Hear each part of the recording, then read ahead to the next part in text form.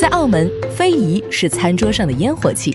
土生菜係令到我有好多童年嘅回憶啦，對於我嚟講係一樣好溫馨嘅事。土生菜其實係家庭媽媽煮嘅飯，個賣相就係嗰個味道，代表到我哋澳門嘅文化，有家嘅感覺。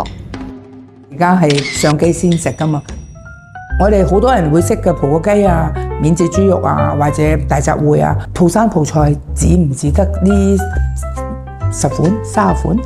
其實唔係，係多好多嘅，家家戶戶都有佢自己屋企食開嘅嗰個烹調。以前我哋媽媽教煮嗰陣時咧，佢哋要求啲餸菜嗰啲係要新鮮嘅，咁佢哋先至可以烹調返嗰個原汁原味嘅。身為土生葡人或者澳門一份子，我有我嘅使命係要將好舊嘅 recipe 係活翻佢。有啲會叫你你寫個 recipe 俾我啦，咁我唔係唔肯寫。但係我唯一嘅要求就係話你同我煮一次，你同我去買一次餸，因為我都係咁樣學嘅。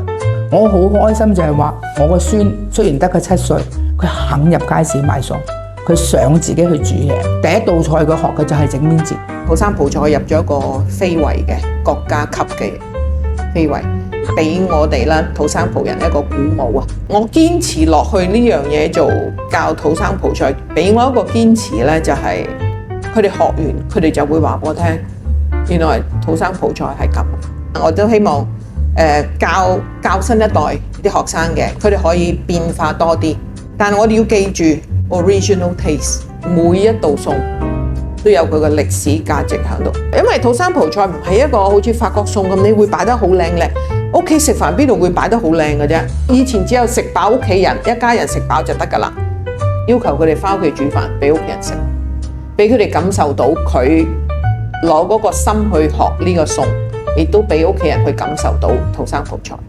因為而家冇人煮餸嘅屋企，因為而家係咧去到一個地步咧係冇 communication 啊，好開心係啲學生去學到咯。